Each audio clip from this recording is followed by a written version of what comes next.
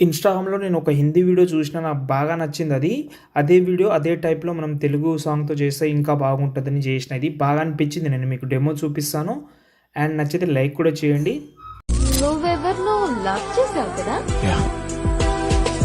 మనసుని తరివే చెలి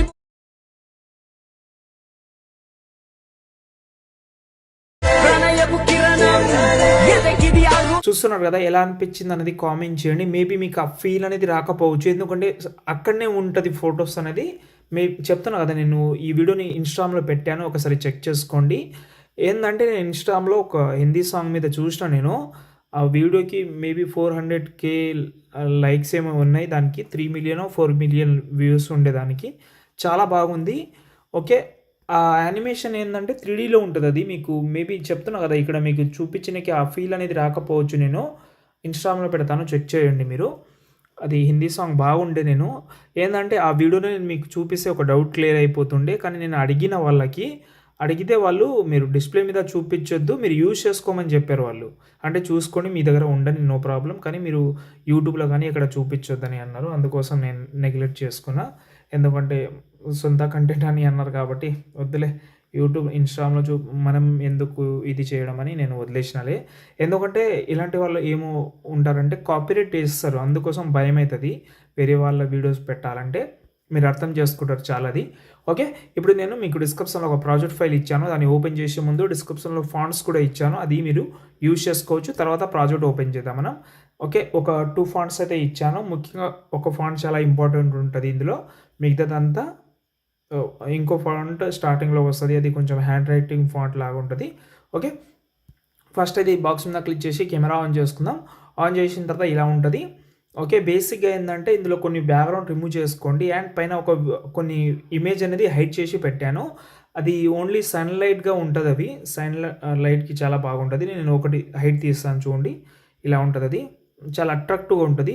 మీ ఫోటోకి అది సెట్ అయితేనే మీరు పెట్టుకోండి. లేకపోతే వదిలేసేయండి అది. పెట్టాలని రూల్ లేదు.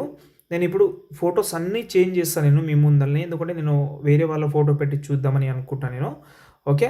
ఈ ఫోటో సెలెక్ట్ చేసి కలర్ అండ్ ఫీల్‌లోకెళ్ళి సంథింగ్ మీకు నచ్చిన వాళ్ళ ఫోటో అయితే పెట్టుకోండి మీరు. కానీ బ్యాక్‌గ్రౌండ్ మాత్రం ఫోటో రూమ్ యాప్ అయినా లేకపోతే అడోబీ బ్యాక్‌గ్రౌండ్ రిమూవ్ అని ఒక సైడ్ ఉంటది.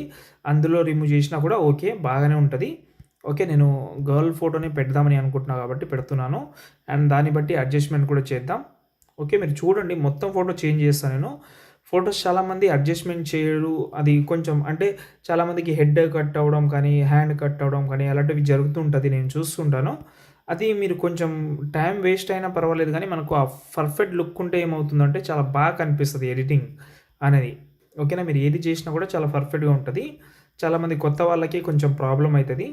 ఇవి చాలా ఈజీ ఉంటది. ఎందుకంటే నేను ప్రతి ఒక్కటి చేసే ఇచ్చాను కాబట్టి మీకు ఇంకా చాలా అంటే చాలా సింపుల్ అయిపోతది. మాక్సిమం 90% నేనే చేసిన. మీ ఫోటో చేంజ్ చేయడమే వర్క్ ఉంటది మీకు. ఓకే. ఇది చేయడం కూడా చాలా సింపుల్. అది నేను మీకు బేసిక్‌గా చెప్తాను. అట్లేం లేదు. ఓకే. చాలా వీడియోస్‌లో చెప్పాను. మళ్ళీ మళ్ళీ చెప్తే మీకు బోరింగ్‌గా ఉంటది. చాలామంది అంటే టెంప్లేట్ యూజ్ చేసేవాళ్ళు చాలామంది ఎక్కువ మంది పెరిగిపోయారు. ఉన్నారు చాలామంది. నిజంగా మాకు ట్యుటోరియల్ కావాలని అడిగేవాళ్ళు కూడా చాలామంది ఉన్నారులే గానీ. ఓకే. చూద్దాం. ఈ ఫోటో ఒక ఫోటో ఉంది. చేంజ్ చేస్తాను. అండ్ దాని తర్వాత లాస్ట్‌లో ఆ సన్‌లైట్ కూడా నేను తీసేసి చూపిస్తాను నేను. అంటే అది హైడ్‌లో ఉంది కదా! వీడియోస్ అది ఇమేజ్ అనేది.